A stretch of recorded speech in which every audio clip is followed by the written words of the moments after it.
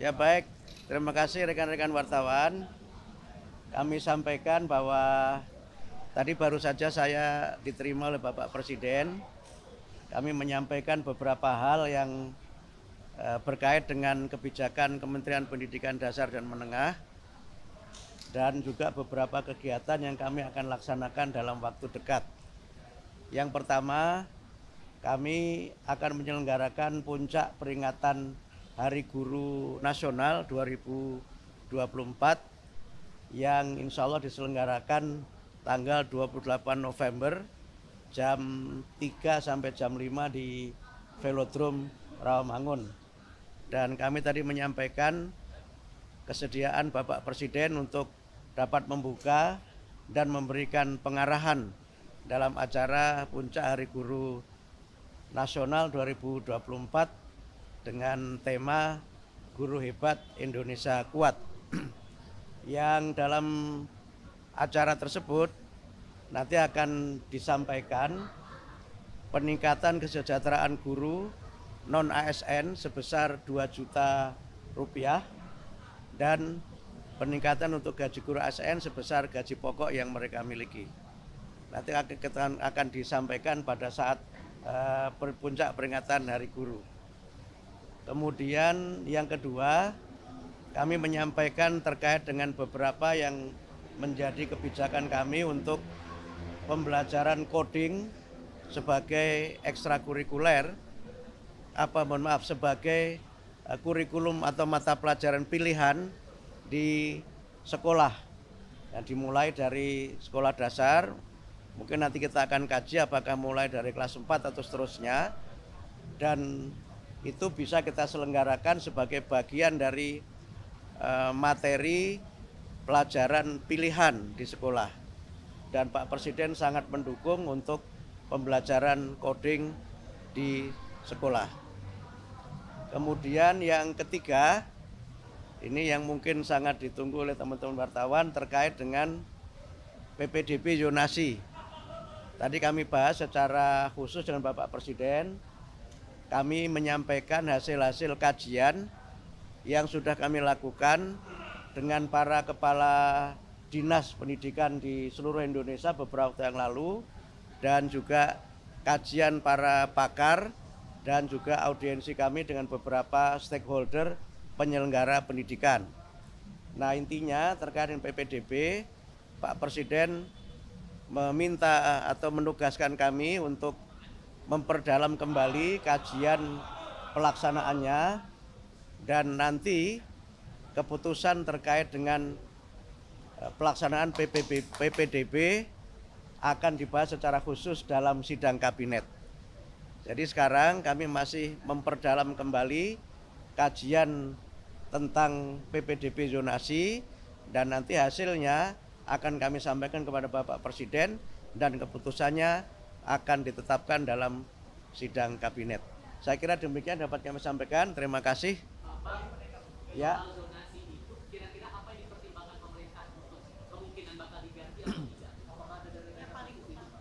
Jadi begini, zonasi itu kan filosofinya ada 4 ya. Yang pertama, zonasi itu kan filosofinya pendidikan bermutu untuk semua. Yang kedua adalah inklusi sosial. Yang ketiga, integrasi sosial. Yang keempat, kohesivitas sosial. Ini semangat dari zonasi itu. Sehingga mereka, anak-anak ini bisa belajar di sekolah-sekolah yang dekat dengan rumahnya. Yang kedua, anak-anak dari berbagai kelas sosial itu juga bisa belajar di sekolah yang sama. Sehingga tidak ada segregasi antara, mohon maaf, misalnya anak-anak dari kelas yang mampu dengan tidak mampu. Atau saya sering gunakan bahasa, tidak ada segregasi antara yang elit dengan yang alit. Karena itu ada inklusi sosial di situ. Karena zonasi itu kan pakai empat kriteria. Yang pertama domisili, tempat tinggal.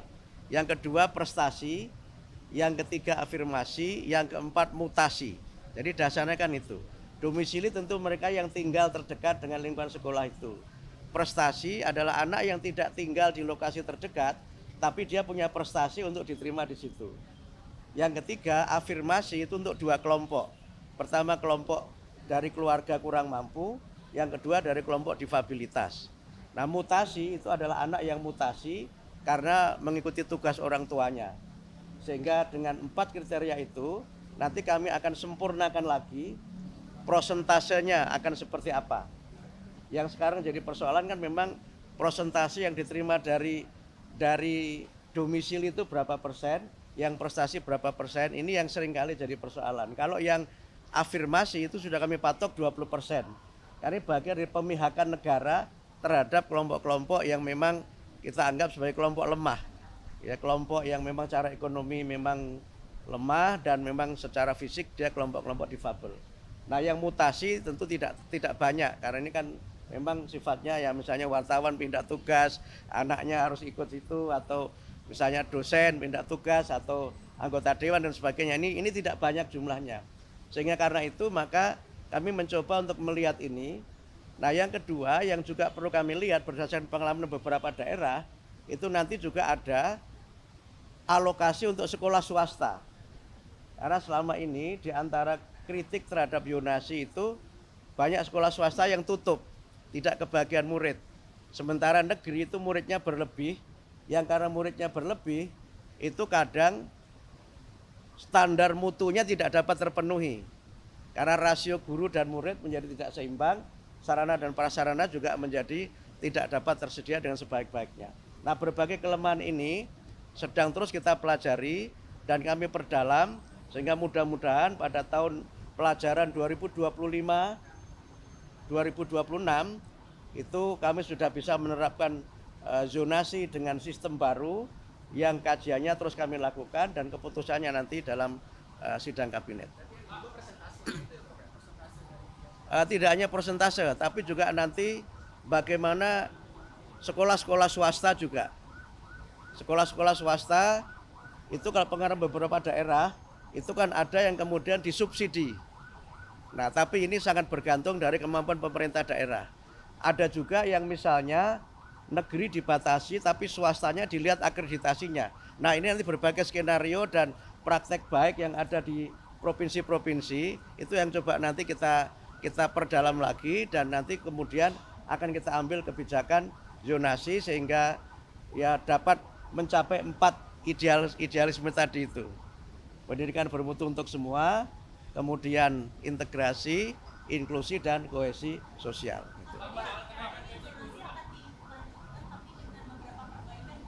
Menunggu sidang. Kami belum bisa mengambil keputusan karena keputusan nanti tidak ada pada kami tapi pada sidang kabinet dipimpin Pak Presiden.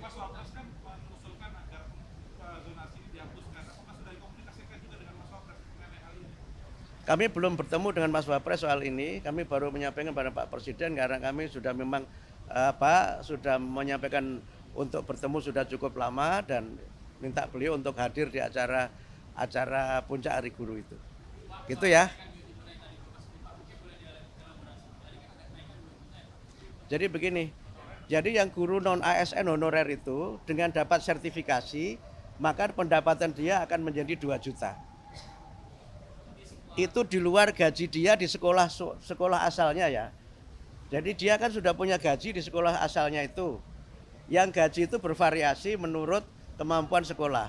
Tapi dengan dia sertifikasi, maka dia akan dapat tunjangan sertifikasi sebesar 2 juta itu. Semua. Jadi malah kalau guru yang ASN itu malah hanya gaji pokok saja, sesuai dengan gaji pokok dia. Yes. Gaji pokoknya sesuai dengan gaji pokok dia. 1 kali gaji pokok. Yang gaji pokok itu tentu berbeda sesuai dengan kepangkatan dan sebagainya. ASN-nya naik tapi kenaikannya sesuai gaji pokok. Saya nggak tahu gaji pokoknya berapa, saya nggak tahu.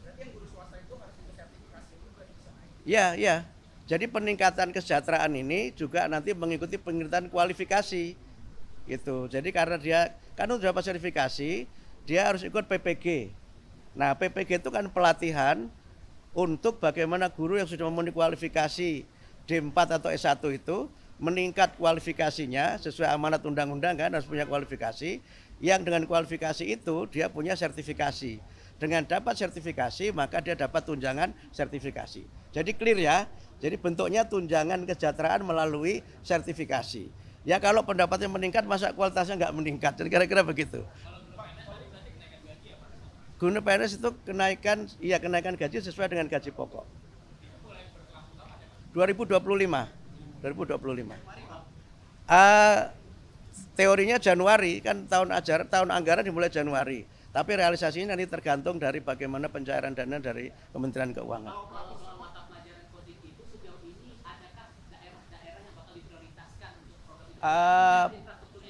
Belum pakai prioritas, tapi kami sudah melakukan kunjungan ke beberapa sekolah yang ternyata sudah banyak yang menyelenggarakan coding. Saya ke Medan, di Jakarta, beberapa tempat, bahkan tadi juga baru saja ada acara, malah ada gerakan perempuan untuk pengembangan coding di sekolah itu.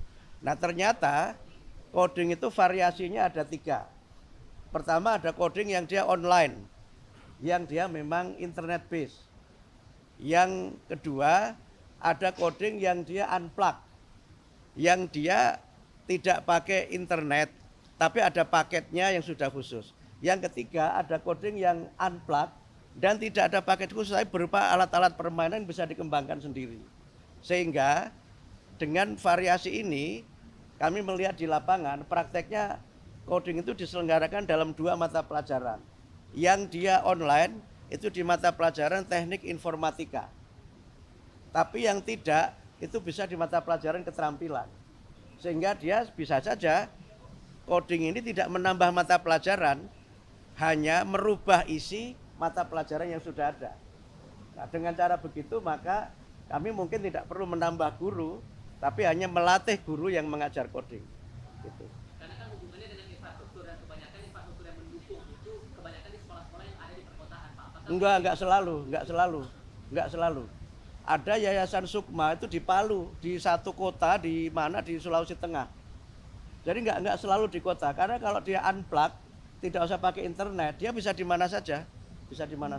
Yang penting ada materinya dan ada tutornya. Yang penting itu.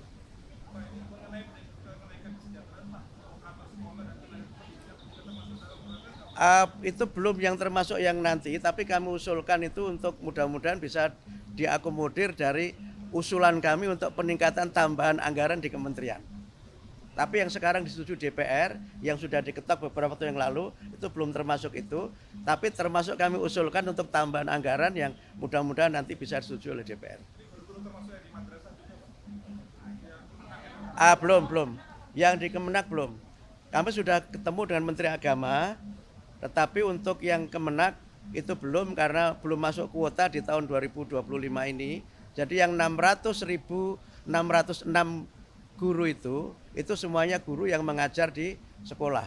Yang untuk Kemenak nanti kami hitung lagi dan kami matangkan lagi karena ini menyangkut skema anggaran lintas kementerian. Gitu ya. Terima kasih ya. Terima kasih.